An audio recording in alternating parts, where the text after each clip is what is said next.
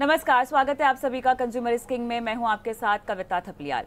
हिंदू विवाह नाच गाने, खाने पीने या दहेज और गिफ्ट मांगने जैसे अनुचित दबाव डालने का मौका नहीं होता है।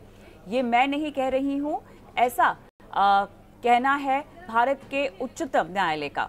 हिंदू विवाह एक संस्कार है। इसे हिंदू विवाह अधिनियम 1955 के तहत अब तक मान्यता नहीं दी जा सकती थी जब तक कि इसे उचित रीति रिवाज और समारोह के साथ नहीं किया जाए, यानी 7 फेरे नहीं तो शादी नहीं। सुप्रीम कोर्ट ने इस बात पर जोर दिया है कि हिंदू विवाह अधिनियम के तहत वैध शादी के लिए मैरिज सर्टिफिकेट ही पर्याप्त नहीं है। ये एक संस्कार है जिसे भारतीय समाज में प्रमुख रूप से दर्जा दिया गया है।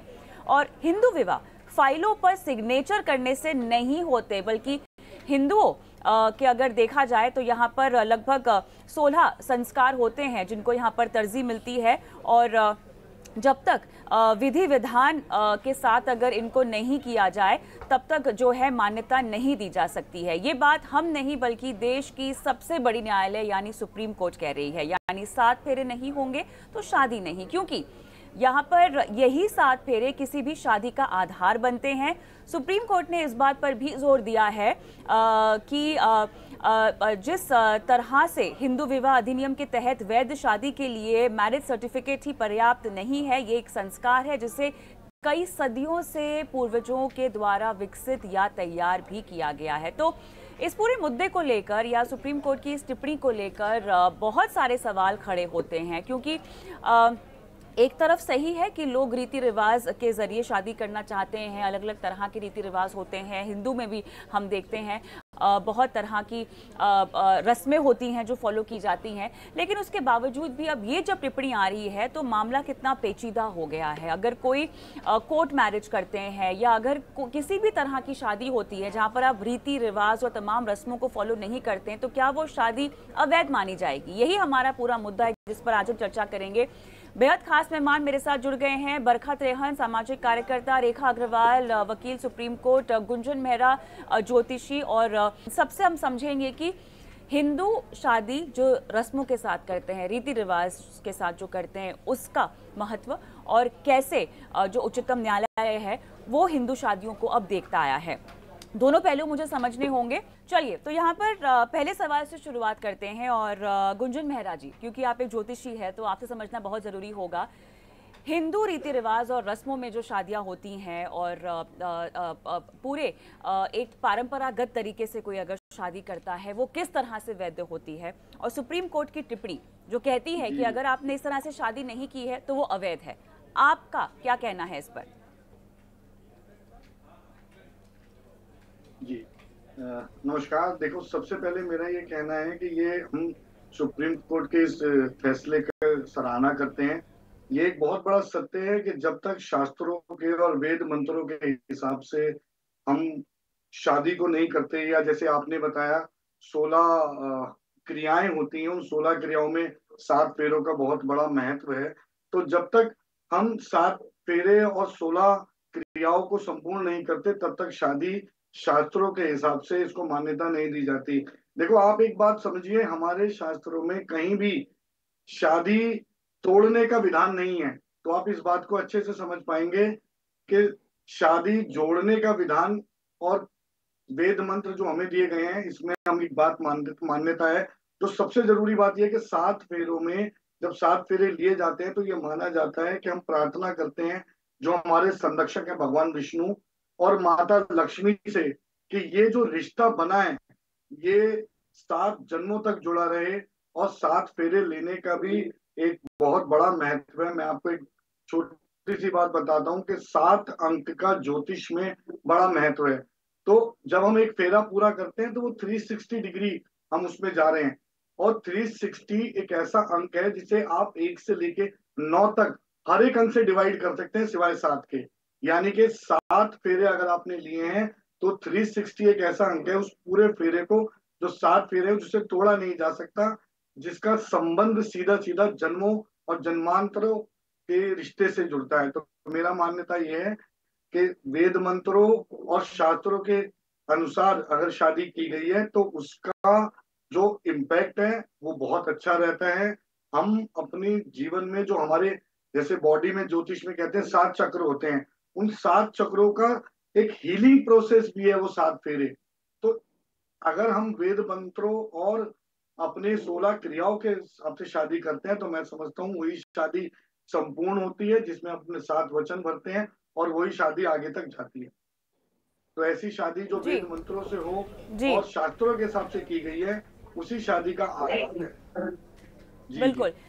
शास्त्रों के हिसाब से, वेद मंत्रों के हिसाब से जो शादी की गई है उसकी मान्यता है। लेकिन रेखा जी, आपसे मैं एक कानून का पहलू समझना चाहती हूँ, और दूसरा क्योंकि हम समाज को बदलता हुआ भी देख रहे हैं। सप्तपदी, कन्यादान, मंगलसूत्र हम देखते हैं। अक्सर बहुत सारे लोग, क्योंकि अब हम बदलाव देख रहे हैं हमारे समाज में, मानसिकता में भी, बहुत सारी जगह पर, बहुत सारी शादियों में हम देखते हैं कि महिलाएं कन्यादान नहीं कराती हैं। बहुत सारी ऐसी रस्में हैं जो वो नहीं कराती हैं। जो इन लॉज हैं, जैसे कि उनके चरण धोने की कुछ रस्में होती हैं कुछ कुछ समाज में, वो सब नहीं की जाती हैं।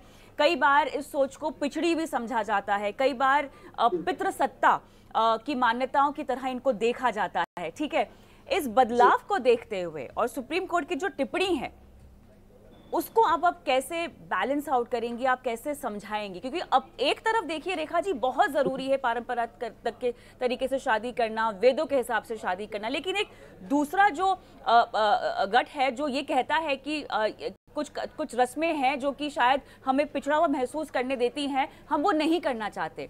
उनकी भी तो दलील वाजिब है, वैध है। कैसे आप कहेंगी, समझाएंगी इसको? देखिए, मेरा जवाब इससे बहुत ही सरल और स्पष्ट है कि जितनी भी आपने अभी रस्में बताई, जैसे कि कन्यादान है, जैसे कि पांव छूने वाला कोई एक रस्म होती है, एक होता है मंगलसूत्र पहनाने की, या एक होता है कि सिंदूर भरने की मांग के अंदर, वगैरह वगैरह कई तरह के।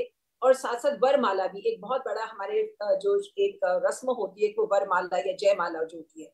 ये जितनी भी रस्में हैं, अगर ये कोई भी रस्म कोई करता है या नहीं करता, उससे विवाह कानूनी तौर के ऊपर उस पर कुछ फर्क नहीं पड़ता। सिर्फ एक जो बहुत ही महत्वपूर्ण रस्म है या एक रूल है जिसको फॉलो करना है, हिंदू मैरिज एक्ट के तहत, हिंदू विवाह अधिनियम के तहत, वो है सप्तपदी। सप्तपदी यानी कि 7 स्टेप्स या 7 कदम उठाना या 7 फेरे लेना। ये बात अलग है कि 7 फेरे होते नहीं है, फेरे होते हैं 4, 7 जो होते हैं वो वचन होते हैं। परंतु जो हिंदू मैरिज एक्ट है उसके तहत जो एक वैलिड कंडीशंस है कि भाई ये कंडीशंस होनी बहुत ज्यादा जरूरी है। यानी कि जो लड़का लड़की है वो 18 और 21 साल की उम्र से बड़े हों, सिंगल स्टेटस हो उनका, कोई मतलब उस समय उस डेट के ऊपर दोनों पार्टीज जो है, चाहे लड़का है या चाहे लड़की, वो उनका स्टेटस जो है वो सिंगल हो, यानी कि या तो वो अविवाहित हो, या अगर उनकी दूसरी शादी है तो पहली वाली शादी से या तो तलाक हो गया हो, या पहला वाला हस्बैंड या पहली वाली जो वाइफ है उसका देहांत हो गया हो। और आपकी जो लड़की की उम्र 18 से ऊपर होनी चाहिए, लड़के की उम्र 21 से होनी चाहिए। तीसरी, दोनों पार्टीज जो हैं वो अपनी स्वेच्छा से शादी कर रहे हो, यानी कि किसी भी दबाव के अंदर नहीं कर रहे हो, और उनको पता हो कि हम करने को जा रहे हैं। तो ये जो कंडीशंस हैं ये फुलफिल होनी बहुत ज्यादा जरूरी है। और साथ साथ जो रस्म की बात आती है, अगर उसके अंदर सप्तपदी नहीं होती तो वो विवाह नहीं माना जाएगा। भले कन्यादान ना हो, भले सिंदूर भरने की आपने रस्म करी हो या ना करी हो, भले आपने वो पांव धोने की रस्म ना करी हो, या जो कुछ खेल होते हैं जैसे कंगना होते हैं, इस तरह की चीजें होती है, अलग अलग मतलब कम्युनिटीज के अंदर अलग अलग इस तरह की रस्में करी जाती है। अगर इनमें से कोई भी रस्म नहीं हो तो मैं दावे के साथ कह सकती हूँ कि वो शादी में फर्क नहीं पड़ेगा। सिर्फ अगर सप्तपदी हो गई हो तो उसमें शादी मानी जाएगी। अगर मैं हाल ही में उदाहरण दूं, अभी राम मंदिर का भी जो अभी अयोध्या के अंदर अभी हमारा नया राम मंदिर भी बना है, तो श्री रामचंद्र जो है हमारे बहुत ही आजकल डिस्कशन में रहते हैं, तो उनका भी अगर आप देखेंगे तो अगर आप रामायण देखेंगे, सीरियल्स के अंदर देखेंगे, तो उसके अंदर जो सीता स्वयंवर होता है उसके अंदर वो बाण तोड़ने के बाद में रामचंद्र जी और सीता जी के बीच में वरमाला एक्सचेंज होती है। पर उसके बावजूद जो है उनके 7 फेरे होते हैं। जो पंडित जी होते हैं, परशुराम जी कहते हैं कि जी भले शादी तो उसी दिन हो गई जब रामचंद्र जी ने उसको तोड़ा था, बाण को तोड़ा था, पर फिर भी सप्तपदी होनी जरूरी है। तो किसी भी शादी के अंदर, अगर हिंदू धर्म के अंदर अगर शादी के अंदर ये सप्तपदी नहीं हुई हो तो वो विवाह जो है विवाह नहीं माना जाएगा, वो अवैध माना जाएगा। तो सुप्रीम कोर्ट ने इसी बात को स्पष्ट किया है कि देखिए, आप अपने पैसे के हिसाब से, अपने रसूख के हिसाब से आप जो मर्जी करिए। आप एक दिन नहीं, आप 4 दिन की शादी करिए, जो मर्जी करिए। आप सिंपल तरीके से करना चाहे, आप सिंपल तरीके से करिए। यानी कि आपके घर के अंदर भी अगर आप हवन कुंड बनाते हैं और अग्नि के चारों तरफ ये सप्तपदी अगर वर और वधू ले लेते हैं तो वो शादी संपन्न मानी जाएगी। तो रिसेप्शन जो है, जैसे शादी के बाद या शादी के पहले वर वधू का एक रिसेप्शन होता है, पार्टी होती है या हाई टी होती है, इस तरह की जो चीजें हैं इनसे विवाह नहीं माना जाएगा। दोनों पार्टीज को एक सप्तपदी जरूर करनी लेकिन होगी। रेखा तो जी, भले आप रूढ़िवादी हो चाहे आप स्वतंत्र तरीके से आप आगे बढ़ रहे हो, प्रोग्रेसिव। लेकिन रेखा मैम, यहाँ पर एक चीज, क्योंकि अलग अलग समाज में अलग अलग तरह की शादियां होती हैं। कुछ समाज में हम देखते हैं कि वो कावेरी नदी को साक्षी मानकर शादी करते हैं, कई समाज में हम देखते हैं कि वो सूर्य को साक्षी मान के शादी करते हैं। सप्तपदी की जो रस्म है वो अगर सब में नहीं हो, मैं हिंदू समाज की बात कर रही हूँ, तो उनकी शादी वैध नहीं मानी जाएगी। फिर उनको ये साबित करना पड़ेगा। आपने बहुत अच्छा प्रश्न किया कि अगर जो लोग इस तरह की बात करते हैं, जैसे आपने कावेरी नदी का कहा, कुछ लोग हैं जो चंद्रमा को देख के भी वो शादी करते हैं, जिसको गंधर्व विवाह भी कहा जाता है। तो ऐसी शादियों के अंदर जो दोनों पार्टीज हैं, अगर वो कहती हैं कि जी हमने ये शादी वैध शादी करी है, उनको इस बात को साबित करना पड़ेगा। अगर फर्ज करिए आगे जाके कभी कोई दिक्कत आती है उनके विवाह में या रजिस्ट्रेशन के टाइम के ऊपर, कि देखिए ये जो हमारा विवाह है, हम कस्टमरी लॉ जिसको कहते हैं कि हमारे जो एक पर्टिकुलर कम्युनिटी है उसके अंदर इस तरह के विवाह को माना जाता है। जैसे अगर अब मैं रीमैरिज की बात करूं तो कुछ कम्युनिटीज के अंदर ऐसे है कि अगर जो लड़की है, कन्या है जो है, अगर उसको विडो हो जाती है, अगर उसके पति का देहांत हो जाता है, तो ये कुछ चादर उड़ा देते हैं जो उसका देवर होता है। खास करके उनको कॉन्सेप्ट ये होता है कि लड़की घर के बाहर ना जाए। कई बार उसका जो देवर है वो उसके साथ विवाह कर लेता है और वो फेरे नहीं करते और वो चादर उड़ा देते हैं। हाँ, बिल्कुल। ऐसी स्थिति के अंदर भी मैरिज जो है वो वैलिड मानी जाएगी, क्योंकि उनने दोनों पार्टीज इस बात को कहेंगे कि देखिए हमारी कम्युनिटी के अंदर इस तरीके से शादी को माना जाता है। तो इस बात को तो सिद्ध करना पड़ेगा मैम, से इस बात को तो सिद्ध करना पड़ जाएगा। लेकिन आप ये भी तो देखिए ना कहीं उच्च न्यायालय सतपदी जैसी रस्मों पर बहुत ज्यादा तवज्जो नहीं दे रही, और कहीं ना कहीं सतपदी जैसी जो रस्में हैं वो ब्राह्मण परंपराओं को भी दर्शाती है। तो जहां तक हम हमारे कानून की समझ को देखें, क्या आपको नहीं लगता कि थोड़ा सा झुकाव ब्राह्मण परंपराओं की तरफ ज्यादा होता हुआ दिखाई दे रहा है? नहीं, बिल्कुल नहीं, मैं बिल्कुल इससे एग्री नहीं करती। बहुत स्पष्ट सुप्रीम कोर्ट ने ये कहा है कि देखिए, अगर आप कहते हैं कि ये मेरी शादी वैध है, आपको ये साबित करो कि आपने हिंदू मैरिज एक्ट के तहत शादी करी, यानी कि आपने सप्तपदी करी। ये किसी भी वर्ग को आगे बढ़ावा देने वाली बात नहीं है कि ब्राह्मण वर्ग को आगे या उनकी कुछ और पुष्टि करने वाली बात नहीं है। सिंपल बात है कि अगर आप हिंदू हैं तो आप सप्तपदी करिए। अगर आप कस्टमरी लॉ से आप गवर्न होते हैं, यानी कि जैसे मैंने आपको एग्जांपल दिया कि आपने वो कावेरी नदी का उदाहरण दिया, या कुछ लोग हैं जो चंद्रमा को देख के भी विवाह करते हैं, इसको कहते हैं गंधर्व विवाह, तो वो आप साबित करिए ना। आपको कोई जरूरी नहीं है कि आप 7 फेरे लीजिए। हाँ, अगर आप हिंदू है तो आपको 7 फेरे लेने ही पड़ेंगे, आपको सप्तपदी करनी पड़ेगी, चाहे ब्राह्मण से करवाए। ये कहीं भी नहीं लिखा है किसी ब्राह्मण को भी करनी है सप्तपदी में, ये कहीं भी नहीं लिखा हुआ है। हमारे कहीं पर भी शास्त्रों में या कानून में नहीं लिखा है कि जो विवाह की जो ये 7 रस्मों की जो 7 फेरों की जो रस्म होती है वो भी कोई ब्राह्मण ही करवाए, ये भी कहीं नहीं लिखा हुआ है। आप अपनी इच्छा के अनुसार भी आप सप्तपदी ले सकते हैं, और आप इस बात को अगर कहे हमने सप्तपदी कर ली तो विवाह माना जाएगा।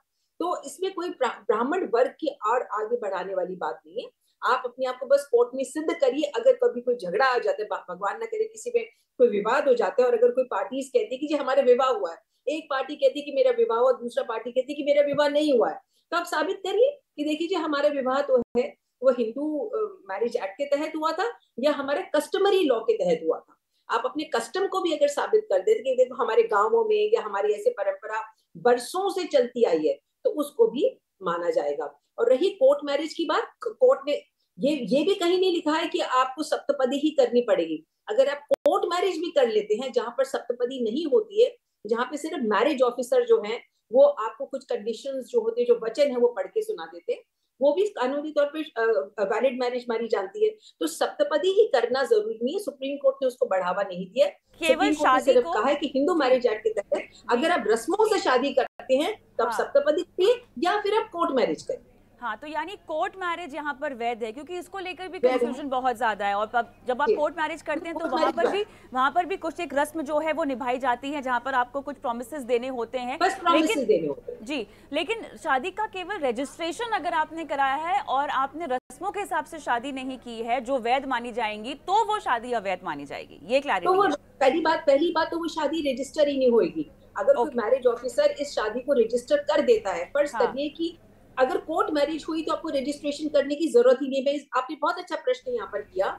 अगर आपने कोर्ट मैरिज करी है, अगर लड़की ने कोर्ट मैरिज करी तो सप्तपदी तो होती ही नहीं है, उसमें कोई रीति रिवाज तो रस्में नहीं होती है, तो वो उसमें रजिस्ट्रेशन की भी जरूरत नहीं है, क्योंकि इसमें 2 in 1 हो जाता है। मैरिज ऑफिसर आपको एक सर्टिफिकेट दे देते हैं कि आपकी मैरिज मैंने कर दी, वो ही रजिस्ट्रेशन हो जाती है। परंतु अगर आपने रीति रिवाज के हिसाब से शादी करी है तो आपको अगर आप उसको रजिस्टर करवाने को जाते हैं, वो सेकंड स्टेप होता है शादी करने के बाद में, तो तब आपको वहां पर मैरिज ऑफिसर के सामने जो आप फॉर्म भर के देंगे रजिस्ट्रेशन के लिए कि देखिए हमारी शादी संपन्न हो गई है, हमने सप्तपदी करी है, आपको उस केस के अंदर पंडित का सर्टिफिकेट देना पड़ेगा। जिस पंडित ने आपकी शादी की रस्मों को करवाया है वो सर्टिफिकेट देंगे और उसके आधार के ऊपर ही मैरिज ऑफिसर जो है वो आपके विवाह को रजिस्टर करेंगे। अगर मैरिज ऑफिसर के सामने इस बात की कमी रह जाती है कि आपने रस्में जो यानी कि सप्तपदी की रस्म को पूरा नहीं किया, तो मैरिज ऑफिसर आपकी उस शादी को रजिस्टर नहीं कर सकते। बरखा जी को भी हम शामिल करते हैं चर्चा में, क्योंकि वो रेखा जी की बातें सुनकर मुस्कुरा भी रही थी बहुत सारी टिप्पणियों पर और उनके कमेंट्स पर। बरखा जी, अब बताइए रस्मों के हिसाब से, और बहुत क्लैरिटी यहाँ पर रेखा मैम ने दे दी है ताकि हमें समझ में आ जाए कि इतना जटिल नहीं है मुद्दा जितना हमें खबरों में दिखाई दे रहा था। लेकिन रेखा मैम के पास मुझे वापस से एक बार जाना होगा, क्योंकि इंटर रिलीजन जो शादियां होती हैं वो कैसे उन्हें मान्यता मिलेगी वो भी समझना है पहलू। लेकिन बरखा जी, आपकी टिप्पणी। जो शादियां हैं, कोर्ट का जो फैसला आया है इसके ऊपर बहुत ही सराहनीय है। और आप अगर इसका ब्रॉडर व्यू समझना चाहें तो मैं आपको ये बताती हूँ कि ज्यादातर लोग जो समाज के हैं बिग फैट मैरिजेस कर रहे हैं, करोड़ों अरबों रुपए लोग शादियों में लगा रहे हैं। शादी पे नाच गाना, ढोल धमाका, प्री वेडिंग शूट से लेकर के ड्रिंक्स पार्टी से लेकर के मार कुटाई से लेकर के छोटी छोटी बातों में वहां पर बहस करना कि ऐसा होना चाहिए था, वैसा होना चाहिए, सब कुछ कर लेते हैं। लेकिन जो एक रिस्पॉन्सिबिलिटी है जो वहां पर आपको पंडित जी समझाते हैं उसे वो नजरअंदाज कर देते हैं। वहां पर वो जो लड़का लड़की responsibility, it's a very big responsibility. आप 2 अलग अलग परिवार हैं वो जुड़ रहे हैं, तो 2 परिवारों का मिलन हो रहा है। It's a sacred bond. आपको समझना चाहिए कि क्या आप उसके योग्य हो, क्या आप शादी के बंधन में बंधना चाहते हो, क्या उसे आप आगे ले जा पाओगे, कंटिन्यू कर पाओगे, अपना फुलेस्ट दे पाएंगे। क्योंकि इतनी बड़ी बड़ी शादियां, हजारों आइटमें खाने की रखने के बाद 6 महीने बाद हमें साथ में नहीं रहना। Divorce rate is getting higher day by day. Divorce cases भरे पड़े हैं कोर्ट में, 5 करोड़ से भी ज्यादा केसेस ऑलरेडी पेंडिंग है कोर्ट में, जो कि हर रोज एड ऑन हो रहे हैं। उस पिता के बारे में सोचिए जो बेटी की शादी करने के लिए कितने रुपयों का इंतजाम करता है, वो कैसे करता है ये तो वही जानता है। लोन लेते हैं कितने पिता, क्या क्या अपना सब कुछ बेच करके एक बेटी की शादी करते हैं। ये कैसी होड़ है जो कि हम किसको दिखाना चाहते हैं।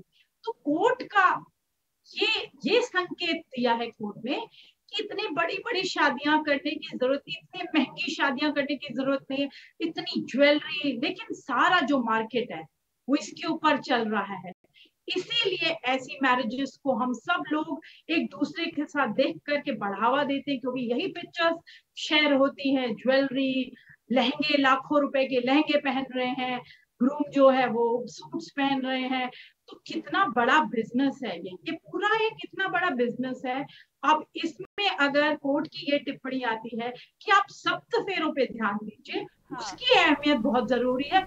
वो बहुत मैंडेटरी है। तो इन चीजों को, ये जो होड़ है ना, एक तो ये सोशल मीडिया पे हर चीज डालने की, प्री वेडिंग शूट में आपने देखा होगा कितनी भद्दी भद्दी आजकल चीजें हो रही हैं, जो कि लिटरली कई बार लड़की गिर रही है, या वरमाला आप डालते वक्त देखिए कि कूद रहे होते स्टेज पे, कभी कोई गिर जाता है, कभी कोई जबरदस्ती रसगुल्ला मुंह में डाल रहा है, उसमें लड़ाई हो जाती है। तो हमें ये सारी चीजों को अवॉइड करके, जो उसकी सिंप्लिसिटी है मैरिज की, कोर्ट का जो डायरेक्शन है वो सिंप्लिसिटी की तरफ इशारा करता है। और वो कोर्ट चाहते हैं कि लोग मैरिज का मतलब समझे और उसे एक, इस बंधन को अच्छे से निभाए। 7 जन्मों का बंधन इसे कहा जाता है, लेकिन 7 जन्म तो बड़ी दूर की बात है। एक जन्म भी आप ठीक से कंपेनियनशिप कर लीजिए, अपने एक दूसरे के साथ बॉन्ड बना लीजिए, एक दूसरे की रिस्पेक्ट कर लीजिए, एक दूसरे की फीलिंग्स समझ सके, एक अच्छा रिलेशनशिप बॉन्ड बना सके, वही बहुत। और अगर आप शादी में अच्छे से निभा पाएंगे तो लिव इन की तरफ नहीं भागेंगे, क्योंकि लिव इन में बहुत सारी प्रॉब्लम्स अब आ रही हैं, जो कि रोज कोर्ट के डिसीजंस हम पढ़ रहे हैं। बिल्कुल बरखा जी, आपने काफ़ी बुनियादी मामलों को यहाँ पर छेड़ा है, और जो भी शादी जैसे इंस्टीट्यूशन में आना चाहता है, ये बुनियादी बातें हैं जो आपको ध्यान में रखनी चाहिए। मेरे ख्याल से एक परिवर्तन भी आता हम देख रहे हैं। लेकिन रेखा मैम, जो प्रगतिशील हिंदू हैं, ठीक है, बहुत सारे खेमे ऐसे भी हैं जो कह रहे हैं कि शायद कोर्ट को एक प्रगतिशील रुख अपना लेना चाहिए और रीति रिवाज और रस्मों से आगे बढ़कर सोचना चाहिए। लेकिन एक स्पेशल मैरिज एक्ट के तहत कुछ छूट दी गई है, खासतौर से इस वर्ग के लोगों के लिए, जहां पर वो रीति रिवाज और ये सब चीज़ें नहीं फॉलो करना चाहते हैं। उनके लिए किस तरह का बीच का रास्ता है, जरा ये बताइए, और उसकी मान्यता कैसे मानी जाएगी? देखिए, मैं यहाँ पर ये कहूंगी कि सुप्रीम कोर्ट का जो अभी फैसले की जो आप जिक्र कर रहे थे, सुप्रीम कोर्ट ने कहीं भी रीति रिवाज को बढ़ावा नहीं दिया है। सुप्रीम कोर्ट ने सिर्फ इस बात की पुष्टि करी है कि हिंदू मैरिज एक्ट के तहत अगर आप हिंदू विवाह की बात करते हैं तो आप इस बात का ध्यान रखिए कि आप सप्तपदी जरूर कर लें। बाकी तो जितनी भी चीजें होती हैं वो एक सिर्फ एक ड्रामा होता है, वो आप करें या ना करें आपकी चॉइस है। आपको सप्तपदी करनी जरूरी है। अगर आप रीति रिवाज वाली शादी की गुहार कोर्ट के अंदर करते कि देखिए साहब मेरी इसके साथ विवाह हुआ था, तो अगर आप प्रगतिशील की बात करते हैं, लोगों की बात करते हैं, तो सुप्रीम कोर्ट ने ये जो अभी हाल ही का जो फैसला, उसमें ये कहीं नहीं कहा कि आपको रीति रिवाज के साथ शादी करनी ही पड़ेगी। सुप्रीम कोर्ट ने कहा है कि अगर आप रीति रिवाज वाली शादी करते हैं तो आप ध्यान करिए कि ये सबसे महत्वपूर्ण बात है, सप्तपदी वो कर लीजिए। परंतु जो लोग स्पेशल मैरिज एक्ट के तहत शादी करना चाहते हैं, जिसको हम कहते हैं कि कोर्ट मैरिज करी, भले आप एक ही धर्म के हो, भले आप इंटरफेथ भी हो, इंटर रिलीजन हो, 2 हिंदू लोग भी जो हैं वो कोर्ट मैरिज कर सकते हैं स्पेशल मैरिज एक्ट के तहत। तो वहां पर आपको ना तो अपने धर्म परिवर्तन करना है, ना आपको कोई अपनी सप्तपदी करनी है, ना आपको कोई वरमाला करनी है या सिंदूर डालना है या वगैरह वगैरह, वो सब चीजें आपको करने की कोई जरूरत नहीं है।